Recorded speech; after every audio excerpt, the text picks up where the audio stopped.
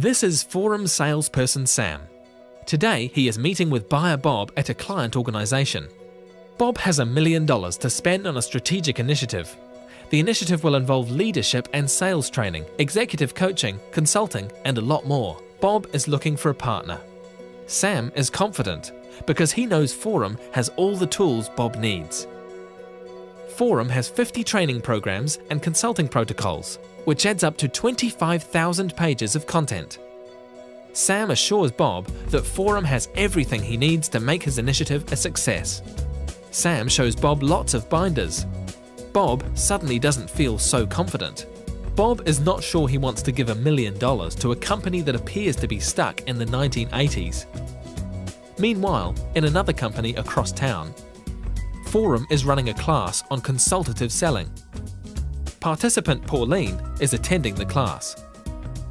Pauline finds the class useful. She especially likes a concept called high-gain questions. Pauline uses a binder in the class. She gets to keep the binder. Now Pauline is back on the job. She puts her consultative selling binder on top of a stack of binders in her office. On her next sales call, Pauline wants to try using high-gain questions. She searches through her binders to find the page where high-gain questions were explained. She can't find it. Oh well. The next week, Pauline decides to clean up her office. She throws the Forum binder away. Who needs all that paper? Meanwhile, back at Forum headquarters, salesperson Sam has just closed a large deal with a global account. The engagement requires customized materials, translated into 5 languages. Sam calls translator Trevor. Trevor looks at the materials. He says it will cost $30,000 to translate each program. This will kill the margin on the project. Sam is despondent. Sam decides to have a talk with his friend, designer Deborah. Sam explains the problem. Forum has a lot of valuable IP, and yet it seems to be buried. Designer Deborah agrees.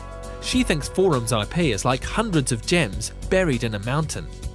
Sam wonders, how can we charge 21st century prices for IP that looks like the 1980s? Deborah has an idea. She says, imagine if we could modernize our IP. Instead of 25,000 pieces of paper and binders, we'd pull the IP out of the binders. Sam is mystified. Deborah explains that there are 3 types of IP that right now are all mixed together. First, there are the gems. These are the core concepts we want everyone to remember and apply.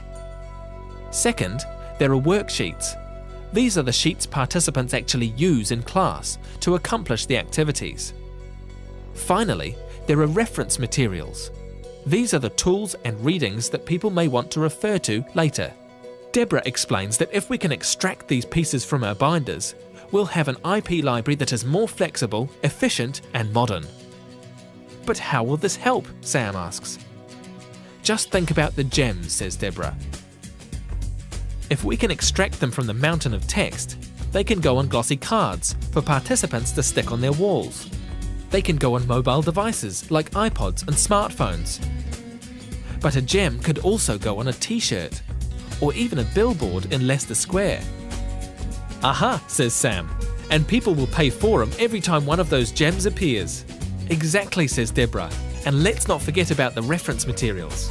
Imagine people are going online to find that great tool or research they'd heard about in a Forum class. After all, that's how people get information these days. Who wants a stack of binders anymore? Sam and Deborah are excited by the thought of modernizing Forum's IP. They decide to build a business case.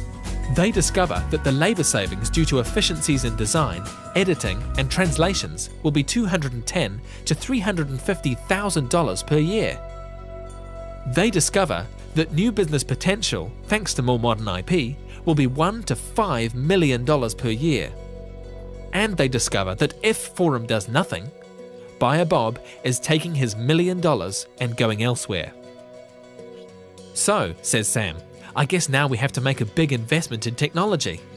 No, says Deborah, this is not about technology.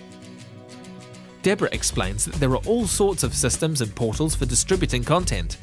Some clients have their own systems, some use hosted sites on the web, Some are getting into Web 2.0, and some of them still want CDs or even paper.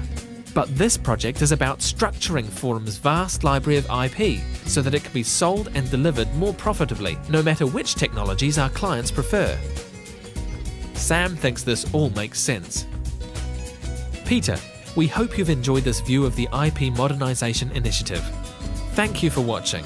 We look forward to getting your approval for this exciting project.